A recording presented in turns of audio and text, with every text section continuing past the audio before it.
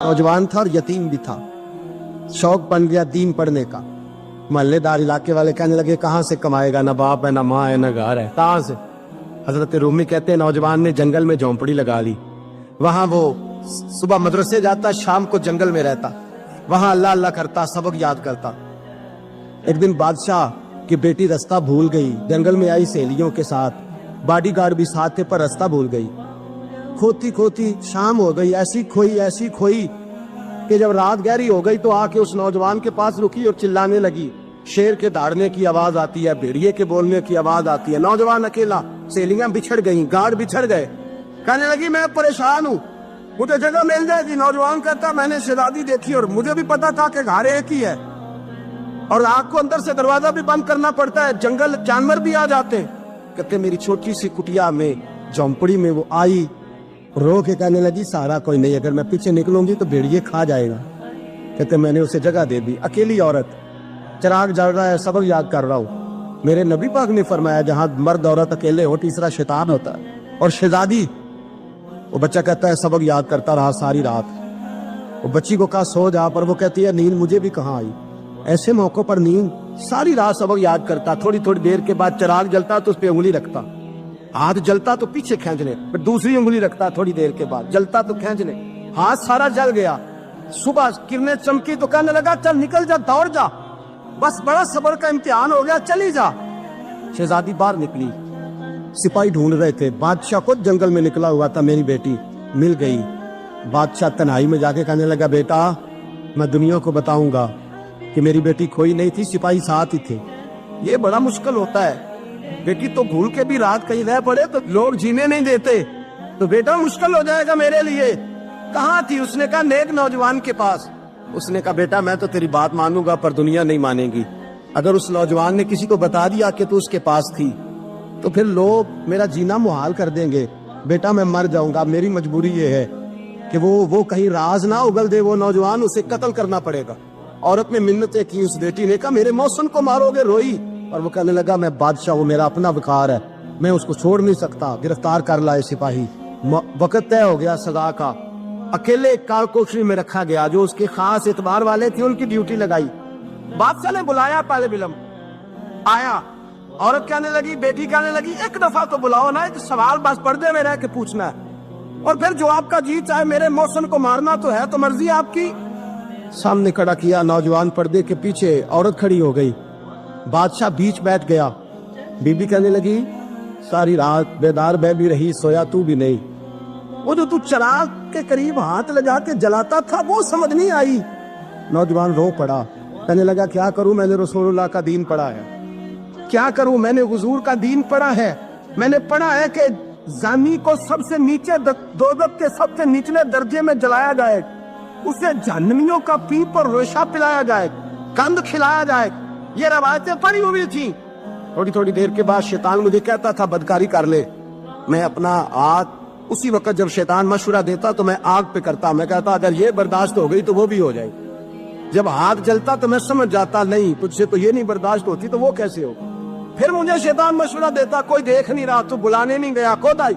मैं दूसरी उंगली लगा देता। मैंने हाथ जलाया और मैं समझ गया जब छोटे से चिराग की इतनी सी शमा की आग नहीं बर्दाश्त होती तो दोज़ख कैसे बर्दाश्त होगी। कहता मैं बाज आया। बादशाह ने ये कहानी सुनी, लफ्ज सुने तो चीख मार के रोया। कहने लगा ओ तालिब इल्म, तू तो मेरे नबी का सच्चा गुलाम है और मेरे रसूल के जो सच्चे गुलाम होते हैं उन्हें फांसियां नहीं दी जाती, उन्हें तख्त पर बिठाया जाता है। अब तुझे सजा नहीं होगी बल्कि मैं अपनी बेटी का निकाह तेरे साथ करूंगा और मेरे बाद इस सल्तनत का बादशाह भी तू ही बनेगा। अब वो नौजवान वहां नारे लगा रहा है, कहता लोगों तुम मुझे कहते थे दीन से क्या मिलता है, दीन से तो अल्लाह तख्त व ताज भी अता फरमा देता है। अगर नौजवान शर्म व हया वाले बन के रहे अल्लाह सारी इज्जतें दे देगा। देखे ना अल्लाह के फजल से इज्जत मिलती है और जब कोई इज्जतदारों जैसा काम ही ना करे। एक बात और अर्ज करनी है पर वक्त थोड़ा रह गया। जवानों, मैं ना जब कभी परेशान होता हूँ ना तो मैं ये वाली बात खोल के पढ़ता हूँ। वाला ये बात ढारस बनाती है, ढारस तवानाई देती है, पूरा मजमून बांधा है। आला हजरत कहते हैं बैरूपिया था, मदारी, रूप बदल बदल के दिखाया करता था, बादशाहों से इनाम लेता था। एक दिन औरंगजेब आलमगीर के पास आ गया, कहने लगा मैं रूप बदलूंगा, अगर आप पहचान ना सके तो मैं इनाम लूंगा। آپ نے فرمایا میں کوئی ایسے ویسا بادشاہ نہیں، کہا مجھے دھوکہ دینا مشکل ہے، کہا نہیں میں روپ بدلوں گا۔ حضرت اورنگزیب عالم کی بڑے نیک بادشاہ گزرے، بڑے پرہیزگار، وہ بے روپیہ کہنے لگا میں روپ بدلوں گا، آپ نہیں پہچان سکیں گے۔ فرمایا چل جتنا تیرے اندر زور ہے لگا لے۔ حضرت نے اعلان کیا کہ میں نے فوجی بھرتی کر دے، 2 ماہ کے بعد ٹیسٹ ہوگا۔ وہ 2 مہینے دوڑتا رہا، رنگ روپ بناتا رہا، آیا ٹیسٹ دینے، 2-3 سپاہیوں کا امتحان لیا، اس کی باری آئی تو 10 روپے دیے، کہنے لگے تیرے آنے جانے کا کرایہ میں نے تجھے پہچان لیا ہے۔ کچھ دنوں کے بعد جانے لگے سفر پر تو بھکاری آ گئے خیرات مانگنے، اس نے بھی سارے منہ پر سیاہی مال لی، کپڑے پھاڑ لیے، سر کے بال منڈا لیے، بغے تک کٹا لی، بدرنگ ہو کے آیا، کس آگے کیا تو حضرت نے 10 روپے ڈالے، کہنے لگے تیرے آنے جانے کا کرایہ میں نے پہچان لیا ہے۔ کچھ دن گزرے تو ٹیچر کی ضرورت تھی، اس نے منہ سے بڑی کر لی، داڑھی نکلی لگا لی، سر پہ جنا کیپ پہن لی، ایک شیروانی لے لی اور ہاتھ میں چھڑی پکڑ کے آیا، کہنے لگا میں استاد ہوں، 2-4 بندوں کا امتحان لیا، اس کی باری آئی تو 5 روپے دیے، 10 روپے دیے، کا تیرا کرایہ میں نے پہچان لیا۔ 2 سال گزر گئے، وہ جب بھی آتا حضرت پہچان لیتے۔ ایک دن سفر پہ جا رہے تھے، بہت بڑا لشکر تھا، جہاد کرنے جا رہے تھے اورنگزیب عالم جی، تو دیکھا ایک پہاڑی ہے، پہاڑی پہ لوگ جا بھی رہے ہیں آ بھی رہے۔ اورنگزیب عالم کی پوچھنے لگے یہاں کیا ہے؟ کہنے لگے بابا جی بیٹھے ہیں دعا کرتے ہیں، اللہ کے نیک بندے ہیں۔ اورنگزیب کہنے لگے یار پرانے لوگ سارے ہی اللہ والوں کو مانتے، یہ بھی مصیبت آئی ہے جتنی نہیں آئی ہے، سارے لوگ ہی مانتے۔ کہنے لگے ذرا میں دعا نہ کرا لوں، بچے کام جا رہا ہوں۔ اورنگزیب بادشاہ تھے، بادشاہ لوگ نازک مزاج ہوتے ہیں، گھوڑے سے اترے، بڑی مشکل سے پہاڑی پہ چڑھے، اوپر گئے تو لائن لگی ہے، بابا جی غار میں بیٹھے، کہنے لگے میں نے ملنا، میں اورنگزیب ہوں۔ انہوں نے کہا ہمارا بابا اس طرح کا پیر نہیں کہ امیر آئے تو رنگ اور ہو، غریب آئے تو اور ہو، یہاں اگر ملنا ہے تو لائن میں لگ جاؤ، سب ایک جیسے۔ اب لائن میں کھڑے ہو گئے، 50 آدمی آگے تھے، کہتے ہیں 51واں نمبر تھا، تھک گیا دھوپ میں کھڑا کھڑا، جب میں پہنچا غار کے دہانے تو میں نے بابا جی کے چہرے پہ نظر ڈالی تو بڑا نورانی چہرہ، بڑی خوبصورت لب و لہجہ، میں نے کہا میرے جیسا آدمی بھی پگڑی باندھ لے تو اچھا لگنے لگ جاتا ہے، بڑا خوبصورت انداز۔ کہتے ہیں میں ان کے پاس اتحیات کی حالت میں بیٹھ گیا، میں نے کہا حضور میں جا رہا ہوں جہاد کرنے، دعا کرنا۔ بزرگوں نے ہاتھ اٹھائے، اللہ اس کی مدد فرما، دین کو غلبہ عطا فرما، اسے دین کا سچا پکا سپاہی بنا۔ پھر تھپکی دی، 2-4 نصیحتیں بھی کر ڈالی، دیکھنا ظلم نہ کرنا، زیادتی نہ کرنا، جب تم جیت کھر نہ کرنا، غرور نہ کرنا، نصیحتیں بھی کر دی۔ کہتے ہیں اب جب میں اٹھا تو 2-4 دینار بطور نذرانہ مسلح کے نیچے رکھے، اور الٹے قدم جب میں غار سے اترا انہوں نے رومال جھاڑا اور اٹھ کے کھڑے ہو گئے، کہنے لگے آج نہیں تو نے پہچانا، آج نہیں تو نے پہچانا، میرا انعام بنتا ہے، آج نہیں پہچانا، لا پیسے۔ اورنگزیب کہنے لگا یار تو نے حد کر دی، کہاں چڑھا کہاں کھڑا رہا، دھوپ میں تھک گیا، کمال کر دی بھائی تو نے، بتا تو کیا لے گا، جلدی بتا، کتنے لوگ پیچھے دھوپ میں کھڑے ہیں، لشکر سارا کھڑا ہے، کیا لے گا؟ اس نے کہا سب سے قیمتی ہیرے وہ ہے جو تیرے سر کے تاج میں لگے ہوئے، مجھے تیرا تاج چاہیے۔ او بھائیو سننا اور یاد رکھنا، میرے اعلیٰ حضرت کہتے ہیں بادشاہ نے سر کے اوپر سے تاج اتارا، بہروپیے کے قدموں میں رکھا اور کہنے لگے یہ لے، اور یہ تو تیرا مانگنے پر میں نے دیا ہے نا، میں واپس آتا ہوں تو آنا میں اپنی مرضی سے بھی تجھے دوں گا، تو نے اورنگزیب جیسے بندے کو دھوکہ دیا، آنا میں اس وقت بھی دوں گا۔ وہ دیکھ کر بس بات ختم ہو گئی، حد ہو گئی، دیکھ کر کہتے ہیں جب میں پلٹا نا واپس، بہروپیے نے آواز دی بادشاہ ٹھہر جا، تو میں نے پلٹ کے دیکھا تو کہنے لگے یہ اپنا تاج لے جا، اٹھا اور لے جا۔ میں نے کہا 2 سال بیت گئے تجھے محنت کرتے، آج قابو آیا تو لے جاؤ، کہنے لگا لے جا، مسئلہ سمجھ میں آ گیا۔ میں نے کہا مجھے بھی تو سمجھانا۔ کہتے ہیں وہ پھوٹ پھوٹ کے رویا، اس کی آنکھیں برس پڑی، سیلاب کی طرح آنسو بہہ نکلے، تڑپا اور رو کے کہنے لگا بادشاہ میں نے جھوٹ موٹ رسول اللہ کی غلامی اختیار کی تھی، جھوٹ موٹ کی داڑھی، جھوٹ موٹ کی پگڑی، جھوٹ موٹ کا فقر، میں نے جھوٹ موٹ نبی پاک کا لباس پہنا ہے، تو تیرے جیسے بادشاہوں کے تاج میرے قدموں میں آ گئے ہیں، اگر میں سچ مچ رسول اللہ کا غلام بنوں گا تو اللہ کیا کچھ عطا فرمائے، اللہ کتنی نعمتوں سے نوازے۔ میرے اعلیٰ کیا فرماتے ہیں؟ اعلیٰ حضرت فرماتے ہیں فرشتے بھی کرتے ہیں تعظیم میری۔ کون جی؟ اللہ ایسا عقیدہ بھی کم ملے گا جو بریلی کے امام کا عقیدہ ہے، ایسا بھی کم، کہتے ہیں فرشتے بھی کرتے ہیں تعظیم میری۔ کیوں؟ فرمانے لگے فدا ہو کے ان پر یہ عزت ملی۔ بغداد کے ایک درویش عالم تھے، تو وہ جب بھی نماز پڑھاتے نا تو کسی تاجر کی 2 بیویوں کے بارے میں دعا مانگتے، توجہ ہے میری بات پر؟ نماز پڑھاتے تو کہتے اللہ اس تاجر کی 2 بیویوں کو اپنی خاص رحمتیں عطا فرما۔ ایک دن لوگ ان کے گرد اکٹھے ہو گئے، کہنے لگے بابا جی بتائیں تو صحیح وہ بیویاں کون تھی جن کے لیے آپ دعا مانگتے؟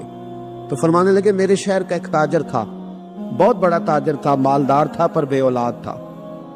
اسے بغداد سے ملک شام جانا پڑتا تھا تجارت کرنے، اور کئی مہینے اسے شام کے ملک میں رہنا پڑتا تھا۔ اس نے اس طرح کیا کہ وہاں بھی ایک شادی کر لی۔ توجہ ہے نا میری بات پر؟ کیا کر لیا اس نے؟ دوسری شادی کرنا مرد کے لیے جائز ہے، تیسری کرنا بھی، چوتھی کرنا بھی بھیا کے وقت، مگر اگر انصاف کر سکے تو۔ اگر چاروں میں ہم نہ آدھا مسئلہ سنتے ہیں اور آدھا ہی بیان کرتے ہیں، اگر انصاف نہ کر سکے پھر اس کے لیے 4 جائز، پھر وہ ایک ہی رکھے گا۔ تو عزیز دوست، دوسرا نکاح کر لیا، شادی ہو گئی، اب وہ وہاں کچھ زیادہ وقت گزارنے لگا، مالدار آدمی تھا، بیوی کو مکان بھی لے کے دے دیا۔ اب وہ دیر سے آتا واپس، اور جب آتا بھی تو اس کے وہ والے انداز نہ ہوتے جو پہلے ہوا کرتے تھے۔ اب بیوی سے بڑا جاسوس بھی کوئی نہیں ہوتا، اس کو تو پہلے پتہ چل جاتا ہے کہ ماجرا کیا ہے، اسے بڑی خبر ہوتی ہے۔ تو اس نے محسوس کر لیا کہ بدلے سے میری سرکار نظر آتے۔ وہ کہنے لگی اب کہ جب آتا جاتا ہے تو اس کے حالات کچھ بدلے سے ہیں، ماحول کچھ اور ہے۔ اس نے ایک بوڑھا آدمی جو اس کا عزیز بھی تھا اور سمجھدار بھی تھا، اس کو تیار کیا، کہنے لگی اب کہ جب ملک کے شام جائے نا تو اس کا پیچھا کرنا اور خبر کرنا کہ کہاں رہتا ہے، کہاں جاتا ہے، کیا کرتا ہے۔ وہ بوڑھے بزرگ جو تھے وہ خاتون کے کہنے پر کچھ اس نے کرایہ بھی دیا، وہ اس تاجر کے پیچھے گئے اور واپس آ کے خبر دی، کہنے لگے کہ یہ تو 2-3 سال بیت گئے، اس نے وہاں بھی شادی کی ہوئی ہے، تجھے بتایا ہی نہیں۔ ابھی بھی بڑی سمجھدار تھی، حوصلہ مند، زیرک، اس نے شور نہیں مچایا۔ اس نے کہا کہ میں نا اب جب آئے گا نا تو طریقے سے بات کروں گی اور پوچھوں گی کہ ایسا کیوں کیا، اور یہ بھی اس نے آ کے بتایا کہ اگر تیرے ساتھ نکاح کے بعد اسے اولاد نہیں ملی تو اولاد وہاں بھی کوئی نہیں، کہ مکمل تفصیلات۔ اب جب اس دفعہ خامند آیا تو آتے ہی وہ بیمار ہو گیا، کمزور ہونے لگا۔ اب خاتون نے مناسب نہیں سمجھا کہ آتے ہی دڑام سے میں اس کے سر پر یہ تھوڑ دوں کہ تو نے نکاح کیا ہوا ہے اور مجھے بتایا نہیں۔ وہ ذرا تسلی میں رہی، کچھ وہ بیمار تھا، حوصلہ رکھا، خدمت کرتی رہی۔ کچھ دن گزرے تو وہ تاجر انتقال کر گیا، فوت ہو گیا۔ اب راز کھل نہ سکا، عدت گزاری، اور جب سارا مال جمع کیا نا تو اشرفیوں کی بوریاں بھر گئی۔ سارا مال اس بی بی کا، 4 بوریوں میں اشرفیاں، 4۔ یہاں تو پیٹ کا دوزخ ہے، معاذ اللہ، بھرتا ہی نہیں۔ حال من مزید، حال من مزید۔ وہ جو کہتے تھے نا کہ بس باہر چلا جاؤں اور باہر میں کچھ تھوڑے سے پیسے کما کے 2-3 سال میں لوٹ آؤں گا، پھر یہاں آ کے کوئی کاروبار کروں گا، وہ گئے ہیں تو واپس نہیں آئے۔ وہ جو کہتے تھے نا بس میں نے اتنا سا کاروبار کرنا ہے کہ مکان بن جائے، انہوں نے 4 مکان بھی بنا لیے ہیں، لیکن بریک حل میں مزید کی دوڑ ہے۔ اب 4 بوریاں اس عورت نے چھپائے رکھی، کوئی بندہ نہیں جانتا بغداد میں کہ ملک کے شام میں تاجر کی دوسری بیوی بھی ہے۔ جب وہ فارغ ہوئی تو اس نے اس بوڑھے جاسوس کو پھر بلایا اور 2 بوریاں اونٹ پہ رکھی، خود بھی ساتھ بیٹھی اور ملک شام گئی۔ اللہ اکبر۔ وہ بزرگ کہتے ہیں میں ایسے نہیں دعا کرتا۔ اس کو جا کے کہنے لگی میں اکیلی وارث نہیں ہوں، آدھے کی وارث تو بھی ہے۔ میں اکیلی وارث نہیں، یہ تقسیم وراثت ہے، آدھی کی وارث تو بھی ہے، تو رکھ اپنے پیسے۔ مجھے پتا ہے اس نے نکاح کیا تھا پر مجھے بتایا نہیں تھا، تو رکھ اپنے پیسے، میں تجھے دے رہی ہوں، آدھے تیرے ہیں آدھے میرے ہیں۔ اس نے نظر اٹھائی تو رو پڑی، کہنے لگی نہیں اب یہ سارے تیرے ہی ہیں، اگر تو اللہ سے ڈرتی ہے تو میں بھی رب سے ڈرتی ہوں، اگر تو مصطفیٰ کریم کا کلمہ پڑھتی ہے تو میں بھی اسی نبی کی ماننے والی ہوں۔ کہا بات کیا ہے، میرا کیوں ہے سارا؟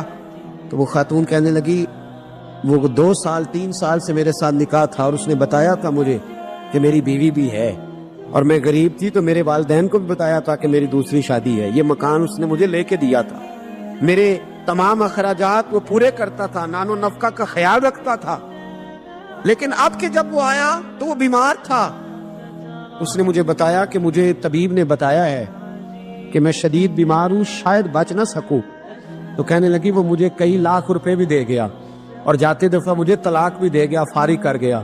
کہنے لگا تو جہاں چاہے میرے بعد نکاح کر سکتی ہے اور کہنے لگا میں چاہتا تھا پہلی بیوی کو بتا دوں، موقع نہیں بنا اور اس کا دل نہ ٹوٹے، بتا نہیں پایا، لہذا وہ مجھے ڈھیر سارے پیسے دے چکا ہے، سارا میرا حصہ مجھے پہلے سے دے چکا ہے میری بہن، اب یہ 4 بوریوں میں سے 2 میری نہیں بلکہ 4 کی 4 ہی تیری ہے، تو ہی اس کی حقدار ہے۔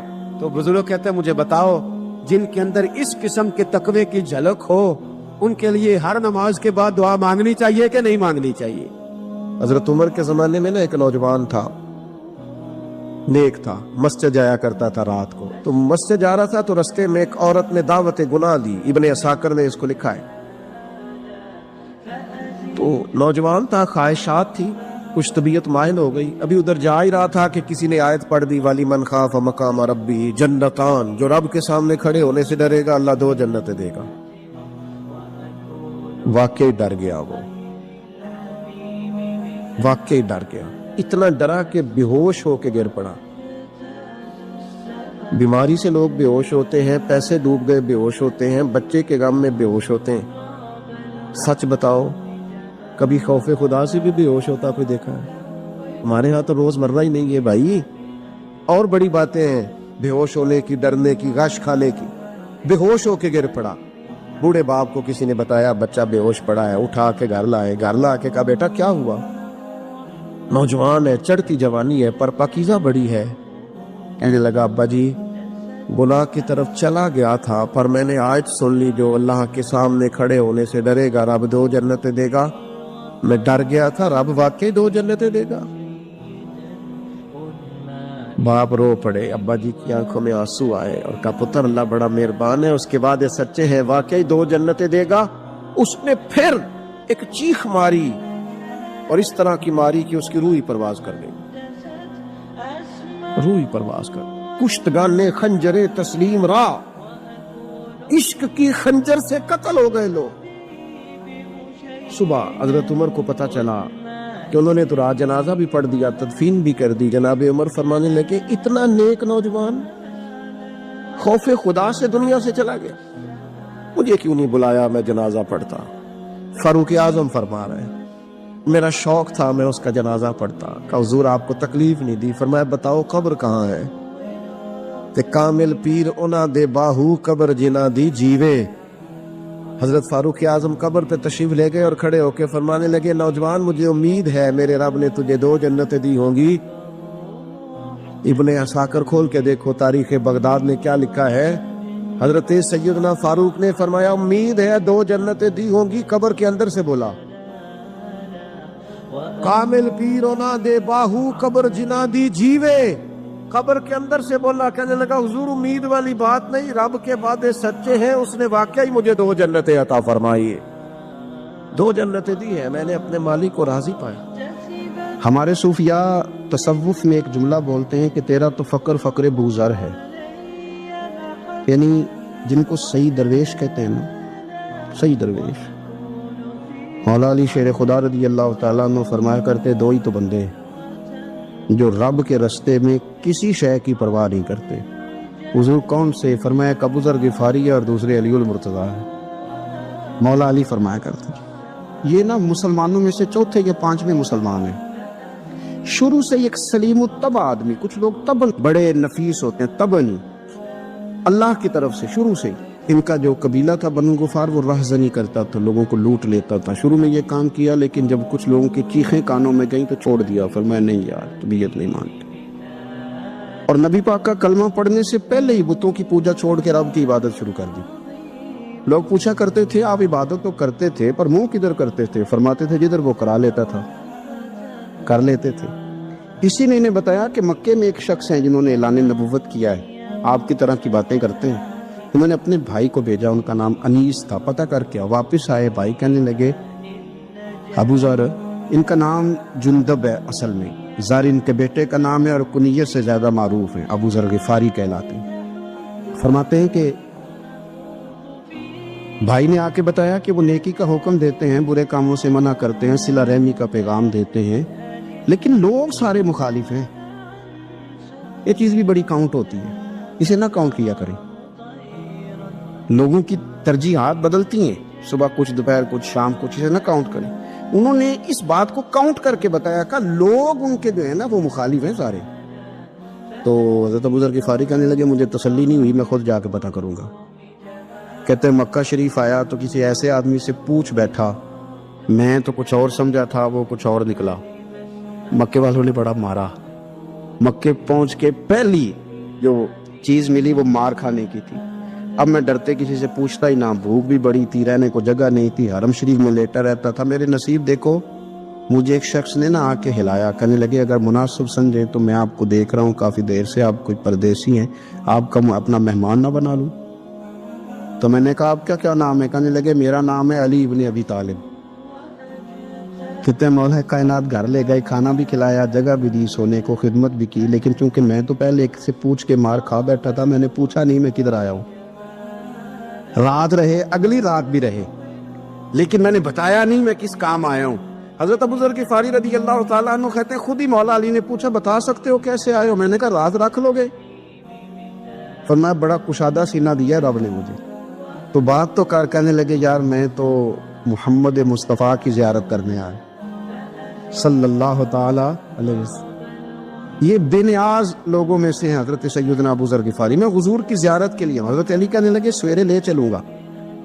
انسان بزدل نہیں ہوتا، ہر انسان بزدل نہیں ہوتا، اور بلا وجہ ٹکراؤ کی پالیسی بنا لینا یہ بھی سیانے لوگوں کا کام نہیں. حکمت کے تقاضوں کے مطابق چلنا یہ بھی دلیر لوگوں کا کام ہوتا ہے. حضرت مولا علی کہنے لگے صبح لے کے چلوں گا، پر حالات ٹھیک نہیں. شرارتی لوگ ہر جگہ ہوتے ہیں، اگر کوئی شرارتیوں کا ٹولہ ملا نا جو کھڑا ہوگا جاسوسی کرنے کے لیے کہ حضور کی طرف کون کون جا رہا ہے، تو میں نیچے جھکوں گا جوتے کا تسمہ ٹھیک کرنے کے لیے. لیکن آپ نے نہیں کھڑے ہونا، آپ نے چلتے رہنا ہے تاکہ کسی کو شک نہ ہو. کہتے اس ترتیب سے حضرت علی مجھے لے کے گئے. میں حضور کی بارگاہ میں پہنچا. مولا علی کہتے ہیں بڑے بڑے لوگ سوال کرتے تھے، پر یہ شروع سے سلیم الطبع تھے. مجھے کہہ لینے دینا، انہوں نے ماننا ہوتا ہے، وہ لمبے سوال کرتے ہی نہیں. مان کیوں لیا؟ تو لمبے سوالوں کی ضرورت ہی کوئی نہیں. کہتے ہیں لوگ بڑے بڑے سوال کرتے تھے، پر ابو ذر نے 2-3 باتیں پوچھی اور آگے جا کے کہنے لگے حضور ہاتھ بڑھائیں مجھے کلمہ پڑھائیں. نبی پاک صلی اللہ علیہ وسلم نے کلمہ پڑھایا. فرمایا باہر جا کے نا ابھی ذکر کرنا کہ تم مسلمان ہو گیا، یہ ماریں گے. عرض کی حضور انہیں مارنے دے، میں آیا بھی مار کھا نہیں ہے، انہیں مارنے دے دا. پڑا فلک کو کبھی دل جلوں سے کام نہیں. دار دلوی نے کہا تھا پڑا فلک کو کبھی دل جلوں سے کام نہیں، اور جلا کے راکھ نہ کر دوں تو داغ نام نہیں. ماری تو کھانے آئے ہیں، مارنے دے، کرنے دے زور جتنا لگانا ہے لگانے دے. باہر جا کے اعلان کیا. مکے والوں نے مارا، اتنا مارا کہ بے ہوش ہو گئے. پھر کسی نے بتایا کہ تم نے گزرنا بھی ہے ان کے علاقے سے، بنو غفار سے. پھر ان کا پتہ بھی ہے یہ لوگ بڑے سخت ہیں. پھر چھوڑا. تپن بڑے جلالی تھے، زاہد مزاج تھے. فرماتے تھے کہ جو تمہاری ضرورت سے زیادہ ہے وہ سارا صدقہ کرو. کنز کے معاملے میں ان کا رویہ یہ تھا. صرف حضرت صدیق اکبر کو کچھ نہیں کہا انہوں نے، باقی حضرت عمر جیسے آدمی کو بھی کھڑا کر کے کہہ لیتے تھے یہ مال کیوں رکھا ہوا ہے خزانے میں، بانٹتے کیوں نہیں سارا.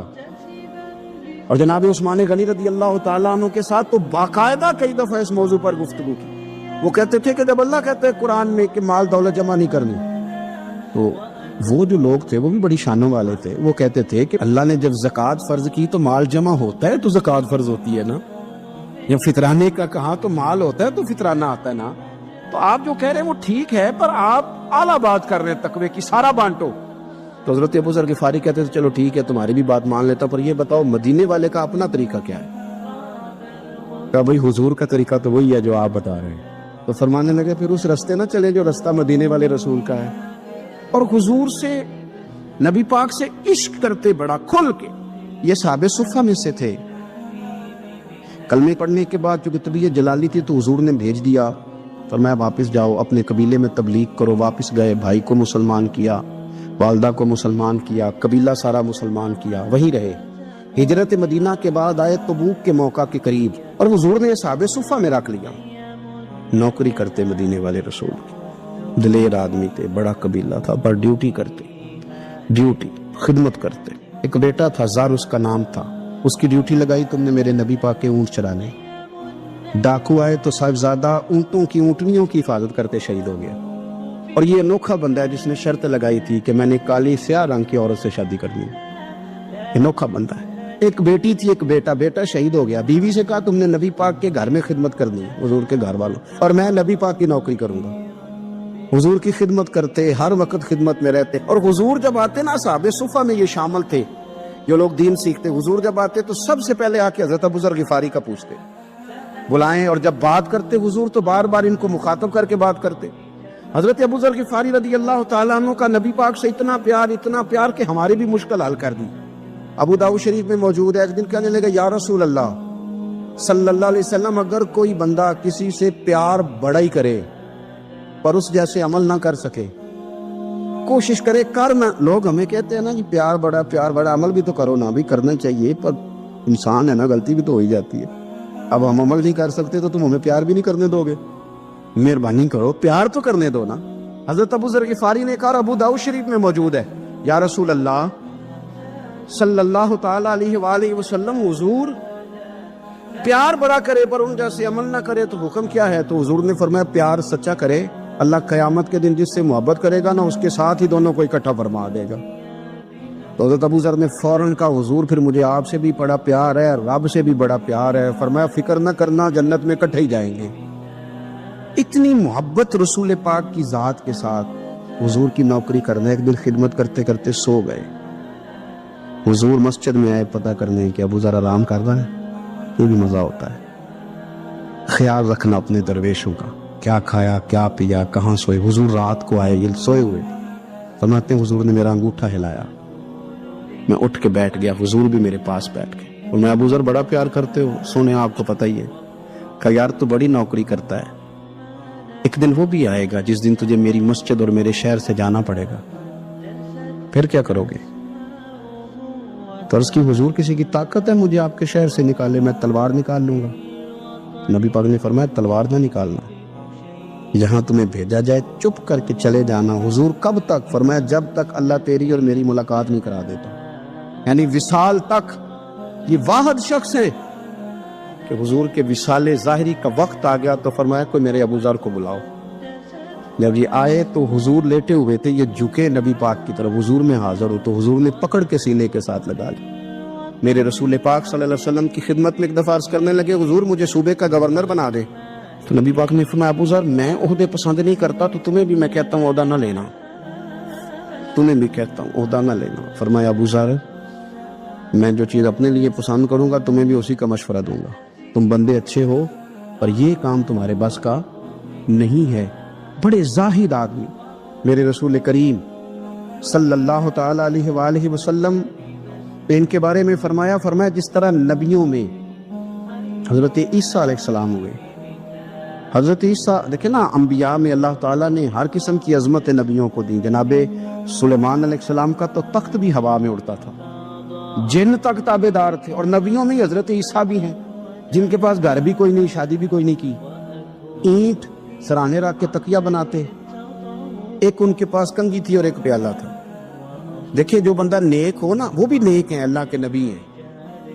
آپ اپنا تقوی مسلط نہیں کریں گے، جو وہ کر رہے ہیں وہ بھی مخلص ہو کے کر رہے ہیں۔ حکومتیں جو چلانی ہیں تو وہ کس نے چلانی ہے؟ اگر نیک بندے نہیں آئیں گے تو غلط لوگ آئیں گے، قوموں پہ ظلم کریں، وہ بھی اپنی جگہ ٹھیک ہے، لیکن یہ جو کر رہے ہیں یہ بات بھی اپنی جگہ بالکل ٹھیک ہے۔ ہم پتہ کیا کرتے ہیں، ہم چیزوں کو مسلط کرتے ہیں، ایک دوسرے پر مسلط نہیں کرے چیزوں کو۔ آپ جو کر سکتے ہیں، جو رستہ آپ کو صحیح لگتا ہے اختیار کر لیں، یہی تو ہمارے دین کا حسن ہے۔ یہ سارے رستے واضح کر کے ہمیں دکھاتا ہے۔ حضرت عیسیٰ علیہ السلام نے ایک دن دیکھا کہ ایک بندہ نا انگلیوں کے ساتھ اپنے بال سیدھے کر رہا ہے، تو آپ نے فرمایا یار کنگھی کے بغیر بھی کام چل سکتا ہے، کنگھی بھی خیرات کر دی۔ دیکھا ایک بندہ ہاتھ کا تکیہ بنا کے لیٹا ہے، تو فرمایا اینٹ بھی دے دو، کسی کے کام آ جائے۔ ایک دن دیکھا کہ ایک بندہ نا یوں چلو میں پانی پی رہا ہے، فرمایا پیالہ بھی رہنے دو، اس کے بغیر بھی کام چل ہی جاتا ہے۔ جناب عیسیٰ کا یہ زہد تھا۔ میرے نبی پاک علیہ السلام نے فرمایا جس نے جناب عیسیٰ کا زہد دیکھنا ہو وہ میرے ابو ذر غفاری کو دیکھے، ان کو دیکھے، یہ دنیا میں جناب عیسیٰ کے زہد کے مطابق چلتے پھرتے ہیں۔ ساری زندگی دولت کو، مال کو پسند نہیں کیا۔ جہاں رہتے تھے ایک گورنر صاحب نے 300 دینار تحفے میں بھیجے، تو ایک ہوتا ہے نا بندہ کہتے نہیں نہیں ضرورت نہیں، اور حضور سید عالم صلی اللہ علیہ وسلم نے حضرت عمر سے فرمایا تھا جو خود بخود آ جائے وہ قبول کر لو اللہ کی طرف سے، لیکن ان کا رنگ فقیری والا تھا اور تھوڑا نوکھا تھا، 300 دینار آئے تو فرمانے لگے اسے جا کے کہو تمہیں کوئی اور بندہ نہیں ملا دھوکہ دینے کے لیے؟ میرے گھر ہی مال بھیج دیا ہے۔ فرمانے لگے میرے پاس گدھا ہے سواری کرنے کے لیے، میرے پاس بکریاں ہیں دودھ پینے کے لیے، میرے پاس ایک چادر اضافی ہے سامان میں سے، میں تو ڈرتا ہوں کہ رب کہیں اس چادر کے بارے میں سوال نہ پوچھے، اور تم ہو کہ میرے پاس یہ لے کے آئے ہو۔ حضرت عثمان غنی کے پاس جا کے کہا کرتے کتنا لوگوں کے پاس پیسہ آ گیا ہے، ہر بندے کے گھر میں مال ہے، یہ کیا ہو رہا ہے، لوگوں سے کہیں خرچ کرے غریبوں پہ۔ عثمان غنی فرمانے لگے تمہیں تو خوش ہونا چاہیے کہ میرے دور میں لوگ خوشحال ہو گئے۔ آپ فرمانے لگے نہیں، وہ والا رنگ زیادہ بہتر ہے جو مدینے والے نے اختیار فرمایا، کیونکہ کچا رنگ للاری والا چڑھدا تے لیندا رہندا عشق تیرے دا رنگ محمد، جدوں چڑھ جائے پھر نہیں لیندا۔ آپ کی طبیعت کے اندر دولت سے بیزاری، حضرت ابو درداء، حضرت ابو موسیٰ اشعری، حضرت ابو ہریرہ رضی اللہ تعالی عنہ، یہ سمجھ لیں ان کے کلاس فیلو تھے، ان کے ساتھ پڑھا تھا انہوں نے۔ حضرت ابو ذر غفاری ان پر بھی جلال کرتے ہیں۔ آپ یقین کریں کہ طبیعت نا ایسے کیف میں آ گئی ان کو پڑھ کے، ان کو پڑھا جب کچھ دنوں سے تو کچھ انوکھا، یہ انوکھی وجہ ہے، سارے زمانے سے نرالے ہیں یہ بندے، کون سی بستی کے یار اب رہنے والے ہیں، یہ کس طرح کے لوگ ہیں، کیا سوچ ہے۔ حضرت ابو درداء رضی اللہ تعالیٰ عنہ کے گھر کے قریب سے گزرے تو حضرت ابو درداء مکان بنا رہے تھے، کیا جملہ کہا، تڑپ گئی روح۔ فرمانے لگے ابو درداء تجھ سے مجھے یہ امید نہیں تھی یار۔ فرمایا کیا ہوا؟ فرمانے لگے اب تیرا مکان بنانے کے لیے بھی اللہ کے بندوں کی پشتوں پر اینٹیں رکھی جائیں گی، تیرا مکان بنانے کے لیے رب کے بندوں کی پشتوں پر اینٹیں تیرے لیے۔ حضرت ابو درداء نے گردن جھکا لی، فرمایا یار جہاں تو ہے نا تو بالکل ہی ٹھیک کہتا ہے۔ کیوں؟ میرے نبی پاک صلی اللہ علیہ وسلم نے فرمایا اس زمین کے اوپر اور آسمان کے نیچے ابو ذر غفاری سے سچا بندہ کوئی نہیں، ان سے زیادہ سچا کوئی نہیں۔ فرمایا تو ٹھیک کہتا ہے یار، صحیح کہتا ہے۔ حضرت ابو موسیٰ اشعری رضی اللہ تعالیٰ عنہ کو گورنر بنا دیا گیا عراق کا۔ اب حضرت ابو موسیٰ اشعری صحابہ میں ایک بڑے جلیل القدر صحابی ہے، اور ان کی عظمتیں، رفتیں، بلندیاں کیا کہنا، بڑی گہری دوستی تھی، لیکن جب وہ گورنر بن گئے نا تو آپ نے فرمایا بس بھئی اب تو نے عہدہ لے لیا ہے، یہ بندے کو ٹھیک نہیں رہنے دیتی تھی، اب تو عہدے میں چلا گیا۔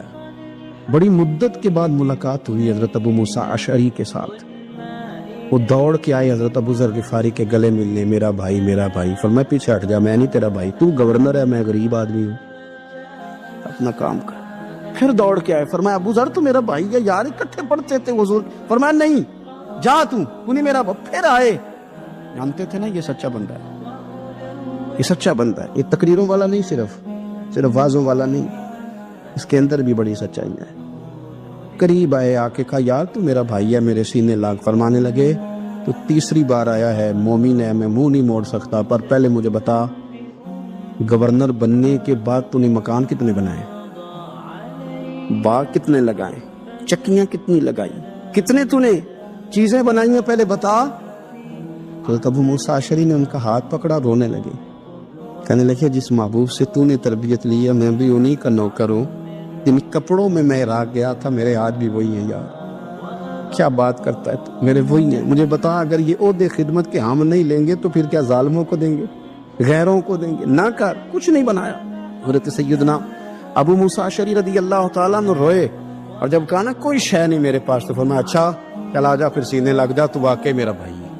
پھر حضرت ابو ذر غفاری نے محبت فرمائی، وہ درویشی، وہ فقیری، وہ سادگی، وہ نورانیت، وہ دل کے ساتھ اندر۔ ہمارے تو بہت سارے لوگ ہیں جو کہتے ہو کہاں لے جانا ہے مال، کیا ضرورت ہے مال کی، ہر وقت مال کی مخالفت کرتے، لیکن دل ان کا کہتا ہے کہ آئے صحیح، کسی طریقے سے پہنچے صحیح۔ حضور نے فرمایا بعض لوگوں کی زبانیں شہد سے زیادہ میٹھی، دل بھیڑیے سے زیادہ خطرناک، اوپر سے کہہ کچھ رہے ہیں اندر حالات کچھ اور ہیں۔ یہ چینی لے جاؤ، اور 5 آنے کا بڑا کچھ آیا کرتا تھا اس زمانے میں، اکٹھی چینی اور پتی لے جاؤ اور گھر میں چائے پیو۔ کہتے اتنی دیر ہوئی تو عشاء کی اذان ہو گئی، اور جب مؤذن نے اذان پڑھی اور میں نے 5 آنے بڑھائے تو بابے نے لپیٹ کے مجھے دیے، کہنے لگے میں تو تجھے اچھا آدمی سمجھا تھا، تو نے مجھے کیا سمجھ لیا ہے، میں نے اچھا سمجھ کے دکھڑا سنایا اور تو مجھے کیا سمجھ بیٹھا۔ یہ آرزوئے کرم اور میں آپ سے کروں، یہ بھیک اس کو دیجئے جس کا خدا نہ ہو، یہ بھیک اس کو دیجئے جس کا خدا نہ ہو۔ کہا جا رکھ اپنے پیسے۔ اور کہتے ہیں پھر میں نے اس بابے کو دیکھا، اس نے جوتے اتارے اور ٹھنڈی گھاس پہ اس نے اللہ اکبر کہہ کے نماز کی نیت باندھی۔ اور کہتے ہیں جب وہ سجدے میں گیا تو میں محو حیرت تھا، اور جب بابا اتحیات پہ بیٹھا تو میں رو رہا تھا۔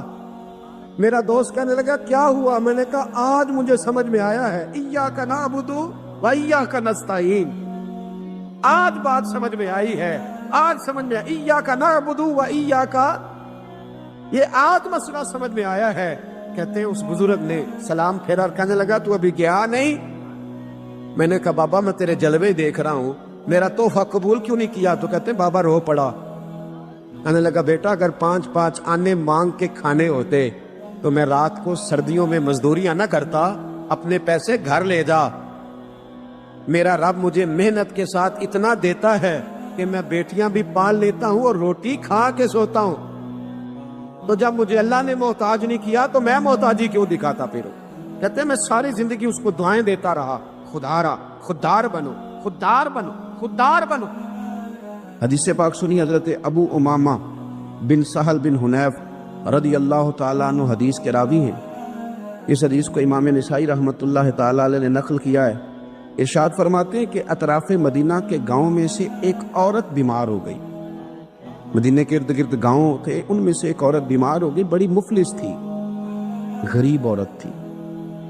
نبی پاک صلی اللہ علیہ وسلم نہ اکثر اس کے بارے میں دریافت کرتے کہ بتاؤ اس بوڑھی اماں کا کیا حال ہے۔ ہمارے ہاں بھی خبریں آتی ہیں اخباروں میں، پوچھا جاتا ہے، لیکن کب؟ جب کسی بڑے آدمی کو کھانسی بھی لگ جائے، فلاں صاحب کو زکام ہو گیا اور ان کو فوری طور پر فلاں جگہ منتقل کر دیا گیا اور سیاسی اور سماجی سرگرمیاں انہوں نے معطل کر دی، تو یہ خبر سب جگہ بریک ہوتی، اس کو فوری طور پر آگے بڑھانے کی کوشش کی جاتی۔ ایک غریب عورت ہے، مجبور ہے، اور مدینہ کے نہیں، مدینہ کے اطراف میں جو گاؤں ہیں ان گاؤں کے رہنے والی ہے، پر اس کے نصیب دیکھو، اس کا مقدر دیکھو، ہر جگہ مدینے والے محبوب کے تذکرے۔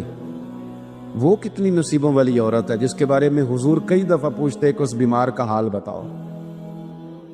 بظاہر اس کا کوئی سیاسی، سماجی، مالی قد کاٹ نہیں، لیکن یوں لگتا ہے کہ اس کا قد حضور کی تیمارداری کی برکت سے، جب نبی پاک نے اس کا پوچھا ہوگا تو یوں لگتا ہے اس کا قد آسمانوں کے برابر چلا ہو گیا، آسمانوں کے برابر چلا گیا ہوگا۔ رسول کریم علیہ السلام بار بار پوچھتے، اور جب اس کے زیادہ بیمار ہونے کی خبر آئی تو حضور نے فرمایا اگر وصال ہو گیا تو مجھے خبر کرنا۔ صحابہ کرام فرماتے ہیں رات کو وصال ہوا، رات کے وقت ہی غسل کفن کر کے اسے مدینہ شریف لایا گیا، لیکن جب معلومات کی گئی تو حضور بظاہر آرام فرمائیں، حضور آرام کر رہے ہیں۔ صحابہ نے مناسب نہیں سمجھا کہ نبی پاک علیہ السلام کو تکلیف دی جائے، سرور کائنات صلی اللہ علیہ وسلم کو جگانا مناسب نہ سمجھا، لوگوں نے نماز جنازہ پڑھا، اس کو دفن کر دیا۔ حضور نے صبح پوچھا مجھے خبر کیوں نہیں دی؟ بڑے جنازے ہو کے گزر گئے، بڑے لوگ تھے جو چلے گئے، لیکن یہ کتنی نصیبوں والی ہے کہ حضور نے فرمایا مجھے بتایا کیوں نہیں؟ اب مجھے بتاؤ۔ او یارو ذرا غور کرنا، ساری دنیا گنبد خضرا پر، ساری دنیا حضور کی بارگاہ میں سلامی دینے، اور میرے نبی کریم صلی اللہ علیہ وسلم نے کیا فرمایا؟ فرمایا مجھے بتاتے نہیں اس کی قبر کہاں ہے؟ یعنی حضور قبر کا پتہ پوچھے محبوب؟ حضور تو ویسے کسی جگہ قریب سے گزر جائے نا تو اعلیٰ حضرت فاضل بریلوی فرماتے ہیں وہ جس سمت آ گئے ہیں کوچے بسا دیے ہیں، وہ تو علاقہ ویسے ہی مہک جاتا ہے، بس جاتا ہے۔ حضور قبر کہاں ہے؟ اس کا کوئی سیاسی قد کاٹ ہے؟ یہ کو بہت بڑے قبیلے کی ہے؟ حضور نے فرمایا دیکھو غریبی کو اعزاز اس طرح دینا، غریبی کے ساتھ رویہ یہ میرا اسوہ حسنہ ہے، اس طرح غریبوں کے ساتھ سلوک کرنا، پھر غریب مایوس نہیں ہوں گے، پھر غریب خودکشیاں نہیں کریں گے، پھر غریب اپنے آپ کو معاشرے سے کٹا ہوا محسوس۔ کہاں ہے اس کی قبر؟ یا رسول اللہ اس قبرستان میں یہ قبر ہے، یہ میرے نبی پاک کا اعزاز ہے، یہ حضور کا اعزاز ہے۔ वैसे तो दूसरा जनाजा जायज नहीं, अगर वारिस जनाजा ना पढ़े तो फिर दूसरा जनाजा पढ़ा जा सकता है, लेकिन हुजूर तो वारिस है ना अपनी सारी उम्मत के। तो नबी पाक कब्र पे खड़े हुए, फरमाया बनाओ सफे, मैं दोबारा जनाजा पढ़ाना चाहता।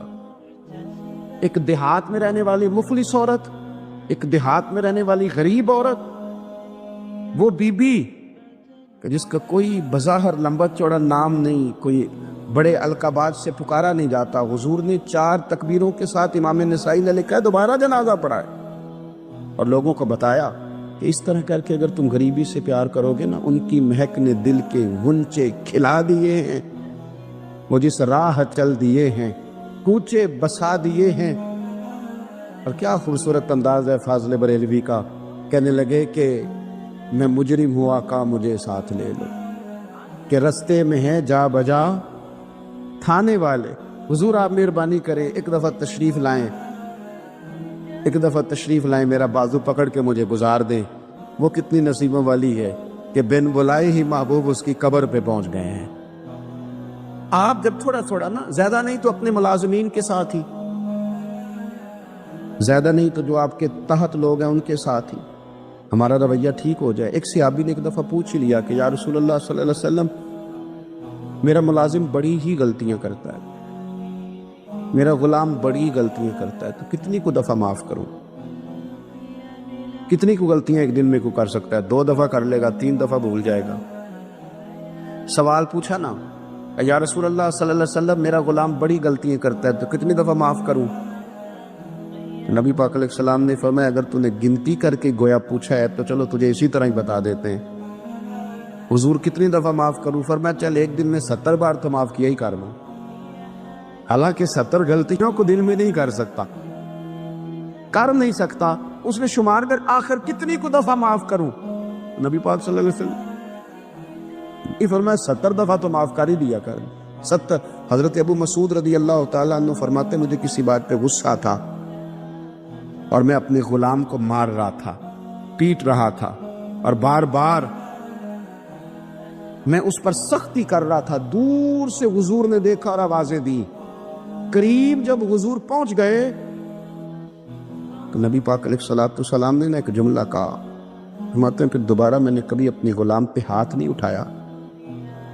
अल्लाह के रसूल फरमाने लगे, जितना तुझे इस पर इख्तियार है ना, मेरे रब को उससे कई गुना बढ़ के तेरे ऊपर इख्तियार है। अगर आज अल्लाह ताला ने ये तकसीम कर दी है कि किसी को तुम्हारा मुलाजिम बना दिया है, किसी को तुम्हारे मातहत कर दिया है, तो इसका माना ये तो नहीं कि तुम अब उससे प्यार करना छोड़ दो, उस पर शफकत करना छोड़ दो। रसूल करीम सल्लल्लाहु ताला अलैहि वसल्लम ने इरशाद फरमाया कि जितना इख्तियार तुम्हें इस पर है ना, इससे कहीं बढ़कर, इससे कहीं बढ़कर अल्लाह ताला को तुम पर इख्तियार है। मालदार लोग तवज्जो करें, मेरी बात पर गौर करें। अल्लाह ने मालदारों को जो दिया है तो उनकी मेहनत की वजह से नहीं दिया। मेहनत मजदूर तुमसे बढ़ के करता है, ओवर टाइम लगाता है। खुदा ने ना अपने फजल से दिया है। मेरे एक बुजुर्ग दोस्त हैं, सादे आदमी हैं, तो उनकी एक बात मेरे ना दिल में बैठ गई। सादे लोगों की बात है, सादी सी। मैं कोई ये नहीं आपको कह रहा कि ये कोई कुरान और सुन्नत का मामला है, लेकिन हमारे जो सादे लोग होते हैं ना देहात के, कई दफ़ा वो सबक बड़ा उम्दा पढ़ाते हैं। तो किसी शख्स के साथ उनका कोई थोड़ा बहुत उसके साथ मदद का रिश्ता था, उससे कुछ प्यार करते थे, तो किसी वजह से नाराज़गी हो गई, तो किसी ने उनसे कहा कि अब छोड़ दें, आपका उसने इतना दिल दुखाया। तो कहने लगे नहीं, मैं छोड़ूंगा नहीं, मैं देता रहूँगा। क्यों? कहने लगी इसलिए कि मेरे दिल में बात बैठ गई है कि पता नहीं अल्लाह किदे नसीबा ना देता है, तो यहाँ से कोई खा जाए, किसी की मदद हो जाए। आपके यहाँ अगर मातहत कुछ लोग हैं, आपको किसी की मदद करनी पड़ती, तो अगर आपका ये ज़हन बन गया ना कि मैं साहब हूँ और मैं इन्हें देता हूँ और मेरी वजह से काम चलता है और मेरी तनख्वाह से चूल्हा जलता है, तो आपने बड़ी छोटी सोच पैदा कर ली, आप कमज़ोर हो गए। अगर आपने ये सोच लिया ना कि मैं किसी को अपने ऑफिस से, अपनी मिल से निकाल दूंगा तो शायद उसे कहीं और नौकरी नहीं मिलेगी, तो आप छोटे आदमी, आपने कमजोर सोच रखी। हदीस पाक सुनेंगे तो दिल ठंडा होगा। इसे भी इमाम बुखारी ने लिखा है। हज़रत मुसअब बिन साद रज़ी अल्लाह तआला अन्हु रवायत करते हैं ایک مرتبہ نا حضرت سعد بن ابی وقاص رضی اللہ تعالیٰ عنہ کے دل میں خیال آیا. مالدار آدمی تھے نا حضرت سعد بن ابی وقاص اور بڑے جرنیل تھے. تو دل میں خیال آیا کہ دیکھو نا اللہ تعالیٰ نے ہمیں غریبوں پر فضیلت دے دی ہے مال اور دولت کی وجہ سے. خیال آنا ہوتا ہے نا. تو دیکھو جی مطلب میرے پاس پیسے ہیں, مجھے اللہ نے دیا ہوا ہے. خیال آ گیا. حضرت مصعب بن سعد رضی اللہ تعالیٰ عنہ فرماتے ہیں ان کے دل میں خیال آیا, دل میں خیال آیا کہ دیکھو اللہ نے پھر ہمیں فضیلت والا بنایا تو اسی لیے اللہ نے ہمیں پیسے دیے نا. اللہ نے ہمیں کچھ بنایا ہے تو پھر ہی اللہ نے دولت زیادہ دی ہے نا. تو فرماتے ہیں نبی کریم صلی اللہ تعالی علیہ وسلم نے ان سے فرمایا یاد رکھو تمہیں نا تمہارے کمزور اور غریب لوگوں کے وسیلے کی وجہ سے روزی دی جاتی ہے. تمہیں امیروں تمہیں جو نوازا جاتا ہے نا تو یہ غریبوں کے صدقے, ضعیفوں کے صدقے, کمزوروں کے صدقے, یہ ان غریبوں کے صدقے تمہیں نوازا جاتا ہے اور پھر تمہارے ذمے لگایا جاتا ہے کہ تم نے زکوٰۃ دینی ہے, تم نے صدقات دینے ہیں, تم نے ان پر خرچ کرنا ہے, تمہیں ان کے صدقے مل رہا ہے, ان کے صدقے. ایک سوچ یہ ہے کہ اللہ نے مجھے مال دیا تو کسی وجہ سے دیا ہے, اور ایک سوچ یہ ہے کہ میری فیکٹری میں پتہ نہیں کون سا غریب لوگ ہے جس کی وجہ سے فیکٹری چل رہی ہے. ایک سوچ یہ ہے کہ پتہ نہیں میرے آفس میں کون سا ایسا شخص ہے جس کی وجہ سے نظام چل رہا ہے. اور ایک سوچ یہ ہے کہ میں جاگیردار ہوں تو پتہ نہیں کون سا کسان ہے جو میرے پاس کام کرتا ہے تو اس کی وجہ سے اللہ مجھے بھی روزی دیتا ہے. نبی پاک صلی اللہ علیہ وسلم نے امیروں کو یہ سوچ بنانے کا کہا کہ یہ سوچ بناؤ کہ ہمیں رب جو دیتا ہے وہ کمزوروں کے صدقے دیتا ہے, وہ غریبوں کے صدقے دیتا. اگر یہ ذہن بن جائے, دیکھیں نا یہ کاریگر ہے اور یہ اچھا نظام چلانے والا ہے, ایڈمنسٹریٹر بہت اچھا ہے, مینیجر بڑا اچھا ہے, یہ نکل گیا تو خرابی ہوگی. ایک ذہن یہ ہے. اور اگر ذہن یہ بن جائے کہ یہ بندہ غریب ہے, یہ مجبور ہے, یہ تنگ دست ہے, اس کے چھوٹے چھوٹے بچے ہیں اور مجھ سے تنخواہ لے کے جاتا ہے تو اس کا کام چلتا ہے, اگر یہ چھوڑ کے چلا گیا نا تو ہو سکتا ہے جو اس کے ذریعے رزق آتا ہے وہ نہ آئے. اگر یہ ذہن سازی بنے تو بھی میرا خیال ہے کوئی بھی امیر آدمی کسی غریب کو رسوا نہیں کرے گا, پھر کوئی بھی کسی کے لیے اس طرح کے لفظ ادا نہیں کرے گا کہ جس کے اس کی عزت نفس مجروح ہو. ہم اگر یہ تھوڑا تھوڑا کر کے رویہ اپنے دلوں کے اندر پیدا کرنا شروع کر دے اور تھوڑی تھوڑی محبت کو بڑھانے لگے تو آہستہ آہستہ ہمیں محسوس ہوگا کہ ہم کوئی ظرف کو اونچا لے گئے ہیں, ہمارے دلوں کو اللہ نے نرم کر دیا ہے. ہمارے ہاں نا سوسائٹی میں کچھ سیاسی سماجی لوگ ہیں جن کی سفارش چلتی ہے, جو نامی گرامی ہوتے ہیں, جو علاقے کے معروف لوگ ہوتے ہیں, جو اشراف اپنے آپ کو سمجھتے ہیں, قبیلوں کا بڑا جانتے ہیں. وہ یاد رکھیں کہ اگر تو وہ قبیلے کے بڑے اس طرح بنے ہوئے ہیں کہ وہ لوگوں کے ساتھ پیار کرتے ہیں تو پھر تو ان کا اجر زیادہ ہے. لیکن اگر وہ بڑے بنے ہیں اور اس رنگ میں بڑے بنے ہیں کہ وہ تکبر میں آ گئے ہیں, اس رنگ میں بڑے بنے ہیں کہ انہوں نے غلط سیاستیں کی ہیں, انہوں نے قوم کا مال کھایا ہے, وہ اس طرح سے اقتدار کے ایوانوں تک پہنچے ہیں کہ انہوں نے پھر کچھ نہیں دیکھا کہ مجھے کچھ خریدنا پڑ رہا ہے کہ کچھ بیچنا پڑ رہا ہے. غلط طریقے سے وہ لوگ آگے آ گئے, سیاسی بن گئے, سماجی بن گئے, لوگ سلوٹ کرنے لگ گئے. اور کچھ بیچارے غریب ایسے ہیں کہ جن کو کوئی 1 کلو چینی بھی ادھار نہیں دے رہا. تو اب بظاہر اس غریب کو مایوس نہیں ہونا چاہیے. اس کو شریعت یہ نہیں کہتی کہ تو کمزور پڑ جائے, تو کہہ جی شاید میں تو بیکار ہی معاذ اللہ دنیا میں آ گیا, کوئی نام نہیں جانتا, کوئی قد کاٹ نہیں, کسی اونچی کرسی پہ بٹھایا نہیں جاتا, کبھی میرے گلے میں پھولوں کا ہار نہیں ڈالا جاتا, کوئی میرے آنے پر کھڑا نہیں ہوتا, میں بھی کوئی سیاسی سماجی ہوتا, میں بھی کوئی مال و دولت والا ہوتا. یہ سٹیٹس کی کمزوری بعض غریب لوگوں کو کمزور کر دیتی, ذہنی طور پر پریشان رہنے لگتے ہیں. اور کچھ لوگ ہمارے ہاں یہ زیادتی بھی کرتے ہیں, وہ کہتے ہیں سارا پنڈ مر جائے, ماڑے دے بچے تو چودھری نہیں نہ بننا. تو میں کہا کرتا ہوں یہ مایوسی ہے, یہ آپ نے غلط بات کی. یہ تو اللہ کے نظام قدرت میں بات ہے, رب جب چاہے جس کو چاہے جہاں چاہے اپنے فضل سے پہنچا دیں. آپ حدیث پاک سنیں گے اور اس حدیث پاک کے جو خوبصورت پہلو ہیں اس پر آپ غور کریں گے. حضرت سیدنا سہل بن سعد انصاری رضی اللہ تعالیٰ عنہ فرماتے ہیں ہم نبی پاک علیہ السلام کی خدمت میں حاضر تھے تو ایک شخص قریب سے گزرا، تو حضور نے اپنے پاس بیٹھے ہوئے ایک شخص سے فرمایا اس کے بارے میں تیرا کیا خیال ہے؟ تو اس نے عرض کی حضور یہ بڑا لوگوں میں معزز آدمی ہے، بڑا اس کا اکرام ہے۔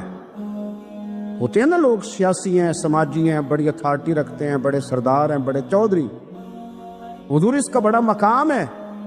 اس نے دلیل دی کہ یا رسول اللہ اگر یہ کسی جگہ پیغام نکاح بھیجے گا تو اس کو رشتہ دے دیا جائے گا، لوگ پسند کریں گے اس کے ساتھ رشتہ داری کرنا، اور اگر یہ کسی کی سفارش کرے گا تو اس کی سفارش قبول کی جائے گی۔ تھوڑی دیر گزری تو رسول کریم صلی اللہ تعالی علیہ وآلہ وسلم کے قریب سے ایک دوسرا آدمی گزرا، تو حضرت سہل بن سعد رضی اللہ تعالی عنہ فرماتے ہیں کہ نبی پاک علیہ السلام نے اسی پاس بیٹھے ہوئے شخص سے فرمایا کہ اس شخص کے بارے میں تیرا کیا خیال ہے؟ ایک تو وہ تھا نا جس کو تو نے چودھری سمجھا، چیئرمین سمجھا، بڑا مالدار سمجھا، اور تو نے کہا کہ کیا بات، پیغام نکاح دے تو اسے رشتہ فوراً ملے گا، اور اگر یہ سفارش کرے تو قبول کی جائے گی۔ تو یہ جو غریب آدمی گزرا اس کے بارے میں اس نے کہا حضور یہ غریب آدمی ہے، کہیں پیغام نکاح دے گا تو رشتہ نہیں ملے گا، اور اگر کسی کی سفارش کرے گا تو قبول نہیں کی جائے گی۔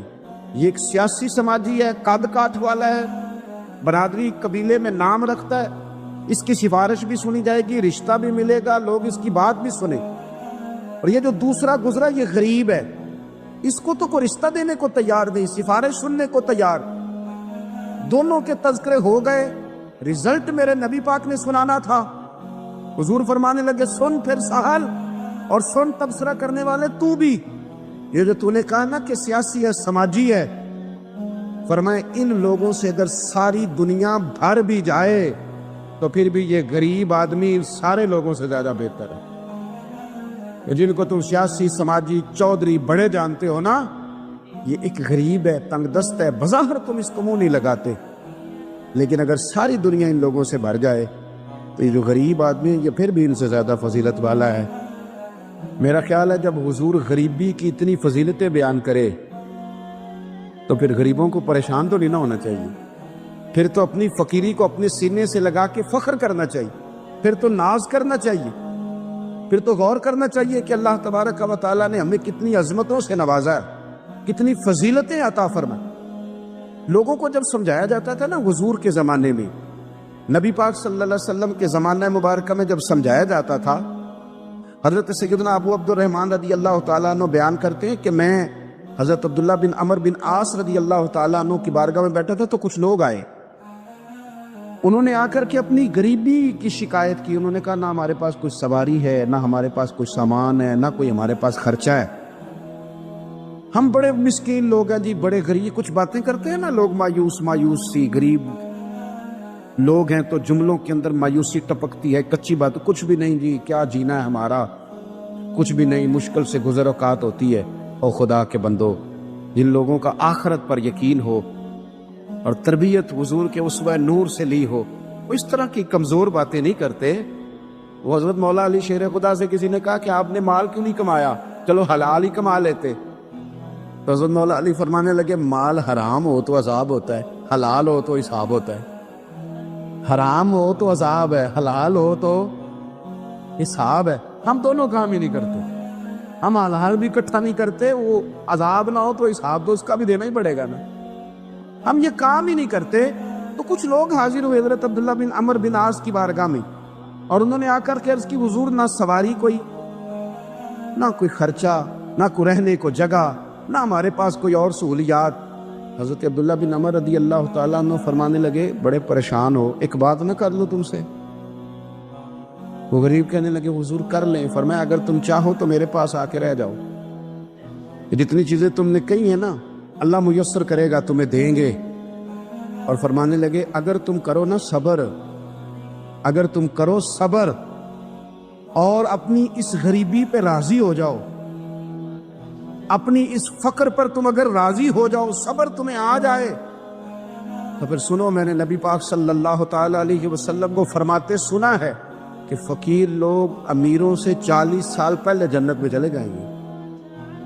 اگر تو تم جو مایوسی بتا رہے ہو وہ تم سے صبر نہیں تمہیں ہونے دیتی تو آ جاؤ، تمہیں مال دیتے ہیں۔ اور اگر تمہیں صبر آ جائے اور تم فقیری میں جینا سیکھ جاؤ، اس غریبی اور سادگی کو تم سینے سے لگاؤ اور مایوسی چھوڑ دو، تو پھر نا میں نے حضور سے خود سنا ہے کہ غریب لوگ امیروں سے 40 سال پہلے جنت میں جائیں گے